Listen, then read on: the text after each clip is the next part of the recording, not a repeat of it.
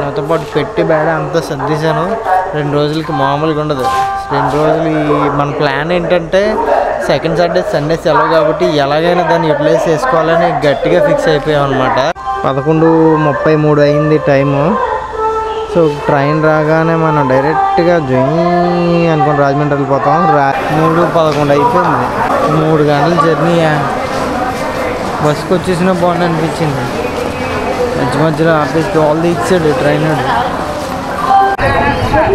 ఇంకా బయటికి రాగానే ఆటోలు రెడీగా ఉంటాయి. డైరెక్ట్ టెంపుల్కే గాయస్ అందరు ఎక్కించుకెళ్ళిపోతారు. 80 రూపీస్ 70 రూపీస్ తీసుకుంటారు. వరకు రేసింగ్ కార్లు చూసుండొచ్చు, రేసింగ్ బండ్లు చూసుండొచ్చు. వాడపిల్ల వస్తే రేసింగ్ ఆటోలు చూడొచ్చు అనమాట. ప్రతి ఒక్కరు కూడా రేసర్ లాగా నడుపుతారనమాట. వెనకాతలు కూర్చున్నాడు గాలి ఎగిరిపోతున్నాడు, అసలు ఉన్నాడు లేడు కూడా తెలియదు.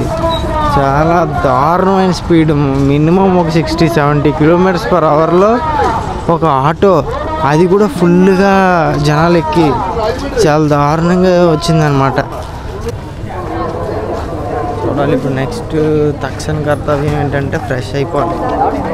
ఫ్రెష్ అయిపోయి స్టార్ట్ అయ్యి మన 7 ప్రదర్శనలు దర్శనం ఇది త్వరగా చేసుకుంటే రిటర్న్ బస్సు మీద కానీ ఆటో మీద కానీ వెళ్ళి ట్రైన్ పట్టుకోవాలి. ఇన్ టైంలో ట్రైన్ పట్టుకోకపోతే బిస్కెట్ అయిపోద్ది ప్లాన్ అంతా. శ్రీకాకుళం వెళ్ళాలి దీని తర్వాత. సో మీకు ఎంట్రన్స్ చూపిస్తాను చూడండి.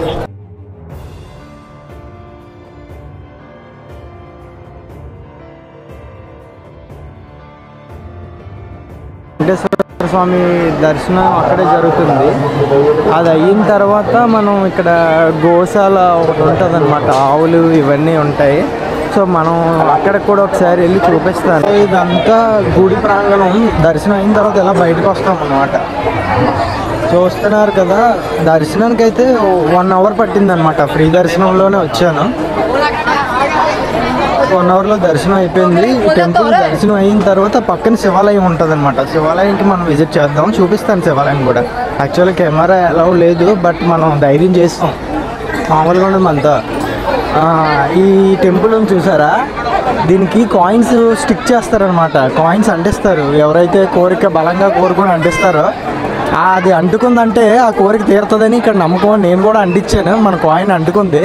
మళ్ళీ ఇంకోసారి అంటించాలని లేదు, ఊడిపోయిందంటే మళ్ళీ డిసప్పాయింట్ అవుతానని చెప్పి ఇంకొకసారి అంటించి సైడ్ అయ్యాను అనమాట. సో కనిపిస్తుంది కదా, ఇదే మన శివాలయం. శివాలయం దర్శనం అయిన తర్వాత మన ఫేవరెట్ అనమాట. కనిపిస్తుందా, అక్కడికి వెళ్తే పులిహోర పెడతారు ప్రసాదం. చూపిస్తాను ప్రసాదం మీకు ఎలా ఉంటుందో. బాగుంటుంది. వాడపల్లిలో పులిహోర లైన్, మన దేవుడి లైన్ కంటే చాలా పులిహోర లైన్. మన టర్న్ వచ్చింది. ఆపేస్తారు.